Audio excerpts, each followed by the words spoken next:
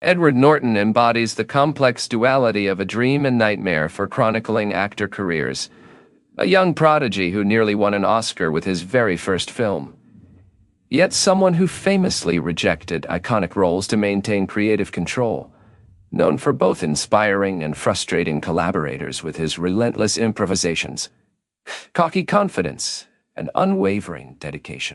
His approach was intensely selective and deliberate. He often rejected projects that did not align with his artistic vision or took on additional roles beyond acting, such as screenwriter or director, to have a stronger hand in shaping the final product. This uncompromising attitude led to a mixed bag of outcomes. Some ventures faltered under the weight of his high standards or creative differences, while others became iconic, cementing his status as a deeply respected and influential actor. Norton's journey began with the 1995 legal thriller Primal Fear, a pivotal moment since he was largely unknown outside the theater world despite his impressive stage credentials. Within a year, he had 3 films released. Woody Allen's Everyone Says I Love You, Gregory Hoblet's Primal Fear, and Miloš Forman's The People vs. Larry Flynn. While Allen's film did little to boost his profile commercially, working with such a renowned director was notable early in his career and demonstrated his willingness to tackle diverse projects. Primal Fear truly propelled him into Hollywood's spotlight.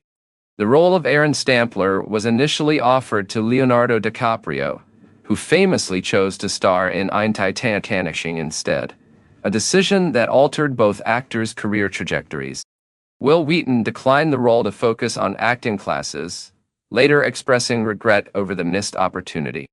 When casting reopened, over 2,000 actors auditioned, including notable talents like James Marsden, Edward Furlong, Pedro Pascal, and Matt Damon. Pascal admitted his audition was terrible, and Damon was eager, but ultimately, Norton's exceptional audition won the role, showcasing a rare depth and intensity that set him apart from the competition. Damon and Ben Affleck, inspired by Norton's breakthrough, went on to write and cast themselves in H. Good Will Hunting.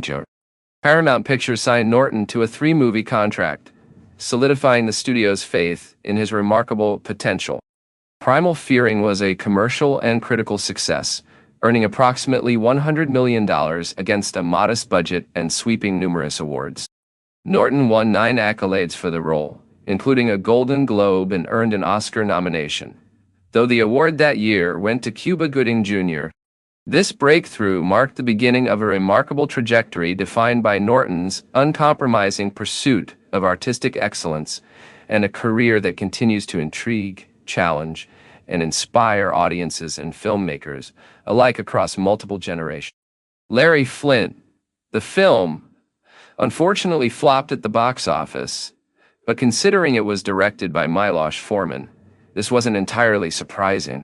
Forman's only significant financial success was One Flew Over the Cuckoo's Nest, while his other works rarely made much money.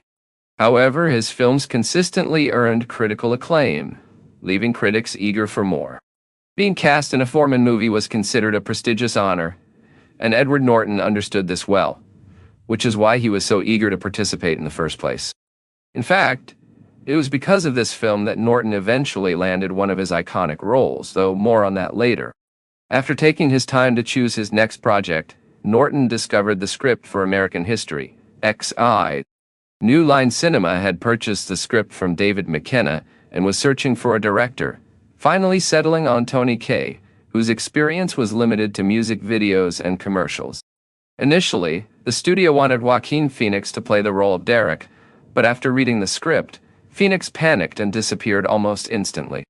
Unable to find anyone else, Tony Kaye was instructed to cast Edward Norton. Norton fell in love with the script and agreed immediately, but Kaye was unhappy with this choice. Nevertheless, no one sought Kaye's opinion, and the studio was thrilled to have a rising star like Norton on board, so Kaye had to accept or return to directing ads. Kaye delivered his first cut on time and test screenings were held, but what happened next remains ambiguous.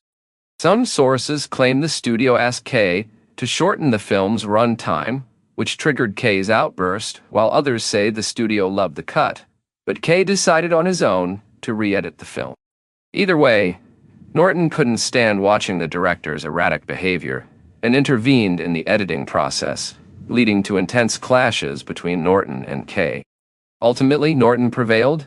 His cut was approved by the studio, and Kay was furious, claiming the final product was no longer his work but a sentimental mess, and that Norton's edits shifted the focus entirely to Derek, which wasn't the original plan. The studio offered Kay several weeks to re-edit the film if he wished, but instead, Kay went public, criticizing New Line Cinema and Norton vehemently.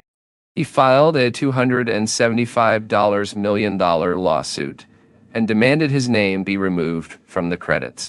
Too preoccupied with these battles, Kay never produced a new cut, and Norton's version was released. American History X grossed $24 on a $4 million budget, and although the box office numbers weren't staggering, the film became one of the most iconic in cinema history. Norton, who remained silent during the public dispute, was once again showered with nominations and awards, including another Oscar nod for Best Actor, though he lost to Roberto Benigni. Decision many critics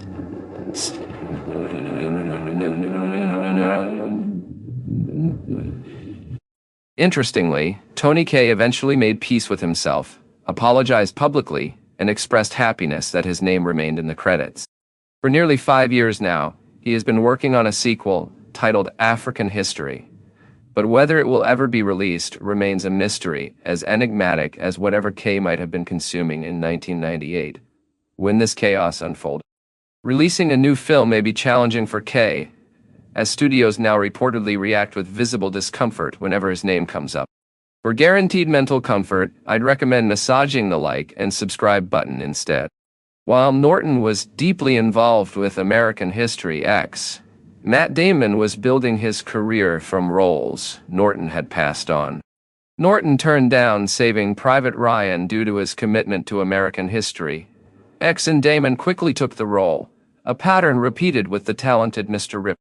In 1998, Edward Norton was initially cast in the film Rounders, a drama centered around high-stakes poker, but with only one Norton available for filming. Matt Damon was also brought on board to share the spotlight. Norton adopted a relatively modest and disciplined approach to his role, likely influenced by a particularly strict producer who maintained a tight rein on the set and had zero tolerance for any disruptive behavior from the cast or crew. Despite the talent involved, the film grossed approximately $22 million worldwide against a production budget of $12 million, falling short of box office expectations and not achieving the commercial success anticipated by the studio. Following Rounders, Norton was the favorite actor for the lead role in Miloš Forman's biographical film Man on the Moon, portraying comedian Andy Kaufman, but ultimately Jim Carrey was cast due to his proven ability to draw audiences and deliver box office hits, though ironically, Man on the Moon itself failed to perform well financially and critically. Norton also sought to collaborate with renowned director Martin Scorsese on the intense drama Bringing Out the Dead, but the lead role went instead to Nicolas Cage. Meanwhile, producers made an effort to place Norton in The Runaway Jury, a legal thriller based on John Grisham's novel. But Norton declined the offer, choosing instead to pursue a collaboration with director David Fincher on the adaptation of Chuck Palahniuk's novel Fight Club. Initially, several directors were considered for Fight Club, including Peter Jackson, Bryan Singer, and Danny Boyle. However, Jackson was preoccupied with his monumental Lord of the Rings project. Singer's vision did not align well with the source material, and Boyle was committed to shooting the beach at the time. Despite Fincher's somewhat rocky history with 20th Century Fox, stemming from his experiences directing Alien 3, he agreed to helm Fight Club after a positive and constructive meeting with the studio. Early casting choices for the film included actors like Russell Crowe and Matt Damon, with Reese Witherspoon initially the studio's top pick for the role of Marla Singer, a pivotal character in the story. However, Witherspoon refused the part, deeming the material distasteful. Courtney Love was enthusiastic about the role, but Fincher ultimately selected Helena Bonham Carter to portray Marla, believing Carter could bring greater depth and complexity to the character. For the narrator's role, consideration was given to both Matt Damon and Sean Penn, but Fincher insisted on casting Norton, who impressed him the most with his nuanced performance in The People vs. Larry Flynt, rather than any of his other previous films, thereby solidifying Norton's place as the enigmatic and troubled protagonist of Fight Club. Larry Flynt Fincher and the actors later described Fight Club as a film tackling a serious subject, but made by goofballs, highlighting the fun and sometimes chaotic atmosphere on set that belied the dark themes of the story. One famous example illustrating this light-hearted yet intense environment is the scene where Edward Norton's character delivers a punch to Brad Pitt's character's ear. The punch was not only real and painful, but also completely unexpected by Pitt, adding an authentic shock to the moment. Fincher, known for his perfectionist style, actually encouraged Norton to throw the punch because he loved the raw, unfiltered intensity it brought to the scene, and made the bold decision to keep it in the final cut, despite the risks involved. Fincher's directing style is notorious for pushing actors to their limits, often demanding extreme emotional and physical performances, which some describe as a form of torture designed to extract the most genuine reactions. If viewers are curious about Fincher's unique and sometimes brutal approach to directing, 5,000 likes on this video will ensure a dedicated deep dive into his methods.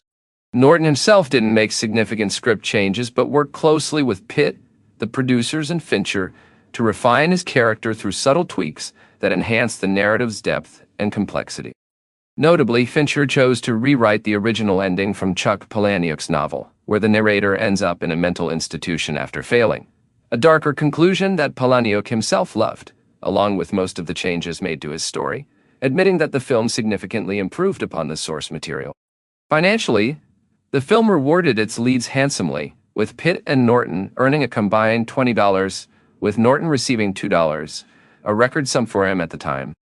However, the filming experience was grueling for Norton, as Fincher's vision required Pitt's character, Tyler Durden, to become increasingly macho and physically imposing, while Norton's character, the narrator, needed to deteriorate physically, a transformation Norton later likened to turning into Gollum.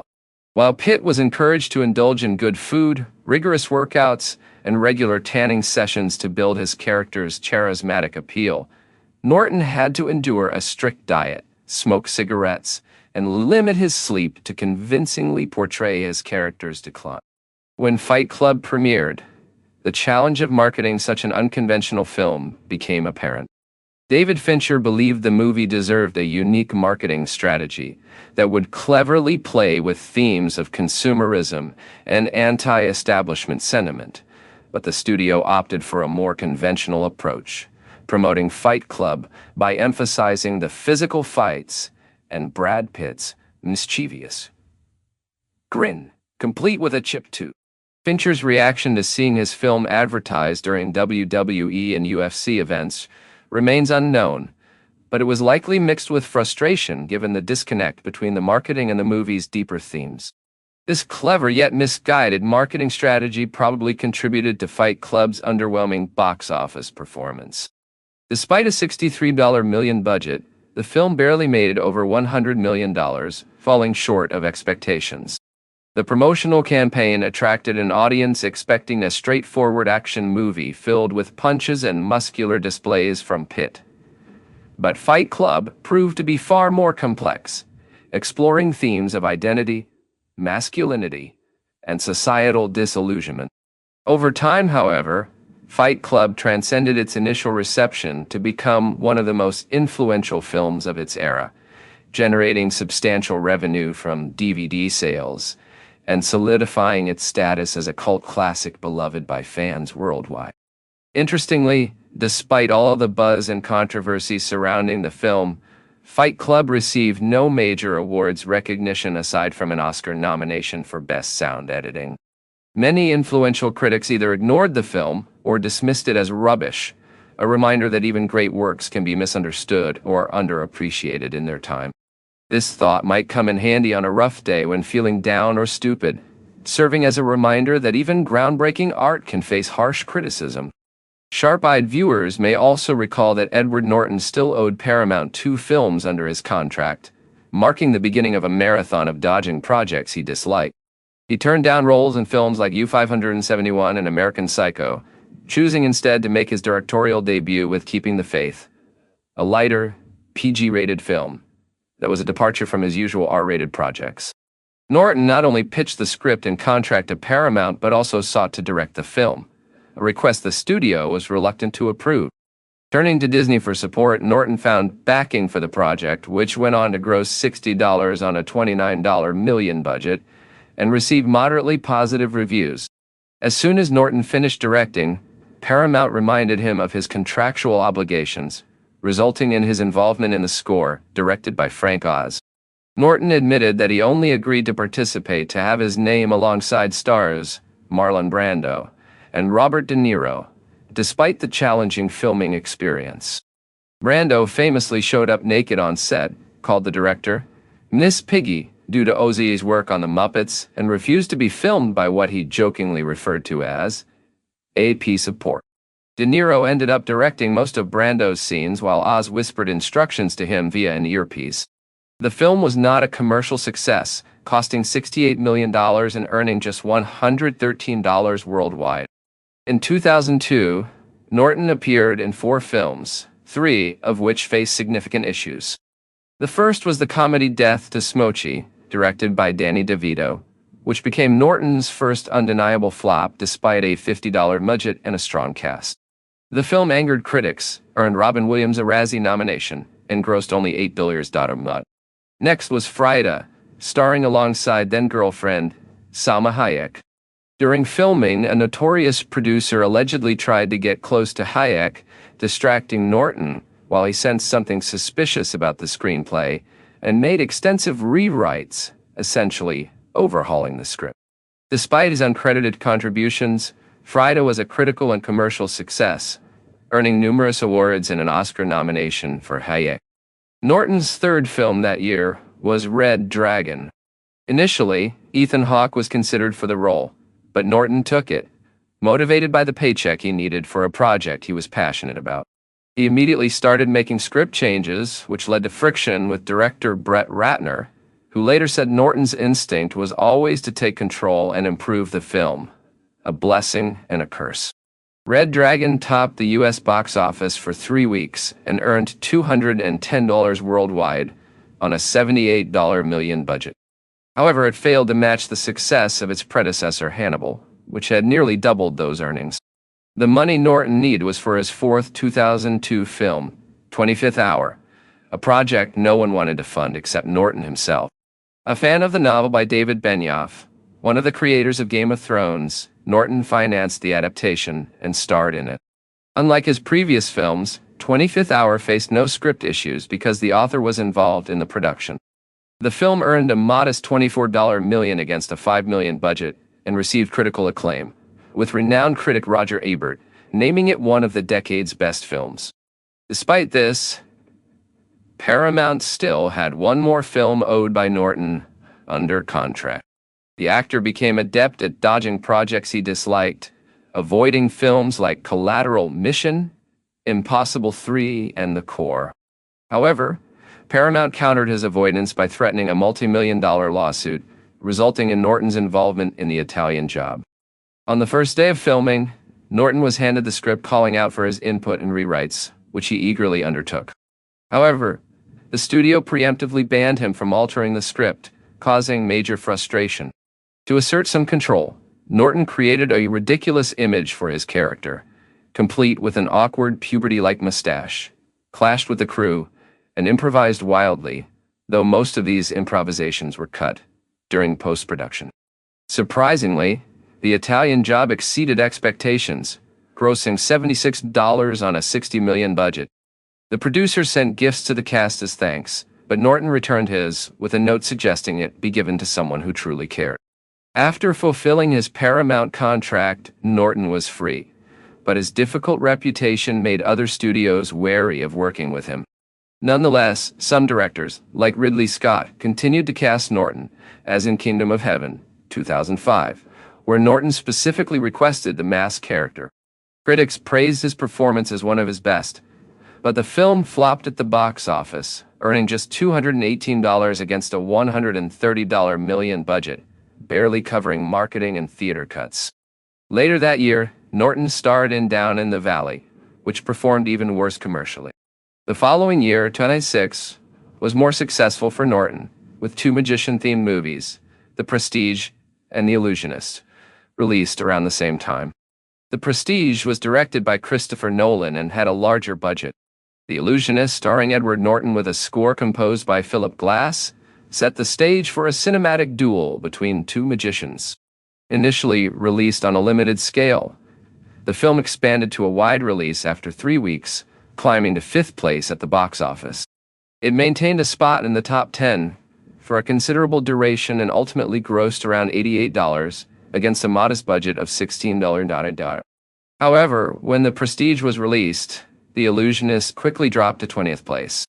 The Prestige had a stronger opening weekend, knocking The Departed from the top position, though The Departed soon reclaimed its spot, and The Prestige rapidly fell out of the top 20. Despite earning $110 million, surpassing The Illusionist total, The Prestige's lower budget of $4 million meant that The Illusionist was actually more profitable overall that year. Comparisons between the two films were frequent, and at the time, audiences preferred Norton's magical tricks. Yet, time has revealed a different outcome. The Prestige is now regarded as one of Christopher Nolan's most remarkable films and is widely considered a masterpiece, whereas The Illusionist, though it remains a notable work, has faded somewhat in comparison. That same year, Norton starred in The Painted Veil, a project with roots tracing back to 1999 but delayed in production. The film was adapted from a novel by the esteemed English author Somerset Maugham, with a screenplay by Ron Niswaner, known for Philadelphia. Norton, however, felt that having an English literary icon and an Oscar-winning screenwriter was insufficient, so he again took part in rewriting the script. He also served as a producer, wielding significant influence on casting decisions, notably advocating for Naomi Watts to replace Nicole Kidman after she dropped out, which subsequently brought Liev Schreiber, Watts' future husband, into the cast. The adaptation diverged heavily from the original novel, so much so that the central message of the book was nearly lost, replaced by an entirely different theme. This shift sparked considerable debate among critics. Some praised the film's interpretation, while others dismissed it as a sentimental failure disguised by its prestigious English literary origins. Nonetheless, the film generally received positive reviews and is regarded as a quality piece of cinema. The Painted Veil was clearly aimed at awards recognition, but it was largely overlooked by major accolades, with the exception of composer Alexandre Desplat, who won a Golden Globe for his score.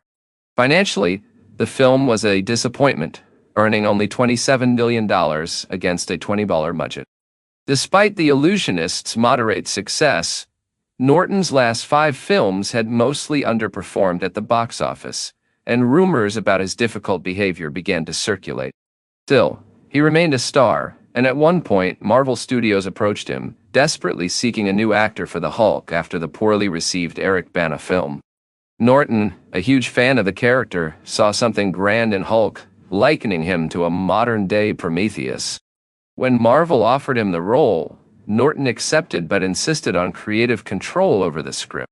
This decision led to a challenging production, as Tim Roth recalled that each filming day began with Norton rewriting scenes, sometimes changing them multiple times, because the original script didn't align with Norton's darker, more mythic vision of the character.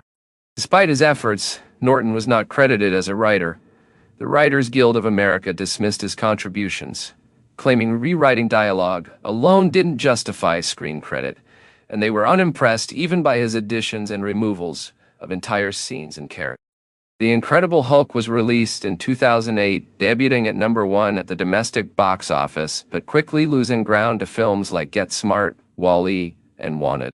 It eventually dropped out of the top 5 and ended its run at 9th place, grossing $264 million worldwide on a $150 billion budget, marking it as the only financial disappointment in the Marvel Cinematic Universe until much later with Black Widow and Eternal. The real drama, however, arose when Norton's face was missing from the Avengers. Initial rumors suggested Norton demanded an exorbitant fee, while Mark Ruffalo, who replaced him, accepted a minimal salary.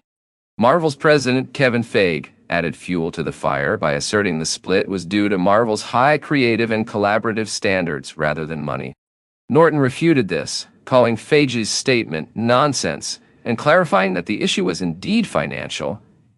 He had asked for a lot, and Marvel was unwilling to pay. The truth likely lies somewhere in between.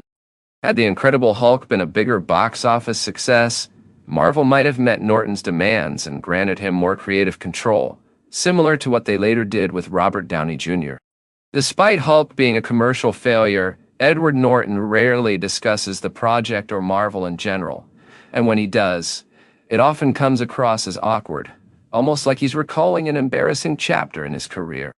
The failure of Hulk, along with another film, Pride and Glory, significantly impacted Norton's career trajectory. Interestingly, Nick Nolte was initially set to co-star with Norton in Pride and Glory, but abruptly pulled out, later admitting that his health was fine and that he left due to Norton's arrogant behavior. Jon Voight took over the role, later describing the experience as particularly challenging. Following this string of disappointments, Norton shifted his focus to smaller films such as Leaves of Grass and Stone, and even took a minor role in Ricky Gervais' The Invention of Lying, although these projects did not generate significant box office returns, likely by design. In 2012, Norton appeared in The Bourne Legacy but was kept away from the script, limiting his creative input. Despite the franchise's popularity, the film underperformed, grossing $276 against a $125 million budget. In contrast, a smaller film featuring Norton that same year, Wes Anderson's Moonrise Kingdom, was a surprising success, earning $68 million on a modest $16 million budget. Norton's collaboration with Anderson proved fruitful, as the director is known for repeatedly working with a familiar group of actors, with Norton becoming a regular member. In 2014, Norton starred in The Grand Budapest Hotel, which was both critically acclaimed and commercially successful, making $175 million on a $25 million budget and win numerous awards. Notably, there was no indication of Norton interfering with Anderson's scripts, suggesting that Norton is comfortable trusting directors he believes in, allowing their vision to guide his performance. This trust seemed to extend to Alejandro Inarritu's Birdman, released around the same time as The Grand Budapest Hotel, which won even more accolades. Norton had a substantial role in Birdman and received widespread praise for portraying a character that many critics saw as a reflection of himself, similar to Michael Keaton's role. The film's meta-ironical tone was widely appreciated, and Norton earned his third Oscar nomination for his performance, though the award ultimately went to J.K. Simmons. Here's an interesting fact about Edward Norton. In the same year he was nominated for his intense role in Whiplash, Mark Ruffalo, known for portraying the Hulk in the Marvel Cinematic Universe, was nominated for Foxcatcher. Since then, Ruffalo has focused on auteur-driven films, collaborating with visionary directors on nuanced character studies and socially conscious themes, earning critical acclaim and showcasing his versatility. Norton took a different path, returning to mainstream Hollywood in 2016 with Collateral Beauty, which featured a star-studded cast but received mixed reviews and holds a low 13% rating on Rotten Tomatoes due to its sentimental tone. In 2019, Norton directed and starred in Motherless, Brooklyn, a noir detective story, also featuring Bruce Willis in his final major role. The film was praised for its style and plot, but faced commercial challenges, partly due to COVID-19 disruptions, and received mixed critical responses. Since then, Norton has continued to show his range by appearing in 3 notable projects, including 2 Wes Anderson films and the successful Glass Onion, sequel to Knives Out. Fans eagerly await his next role in the Bob Dylan biopic A Complete Unknown, set for release this December. Throughout his career, Norton has chosen challenging projects while supporting humanitarian causes and balancing work with family. For more on other actors, check out our videos on Brad Pitt and Carl Urban. Until next time, peace.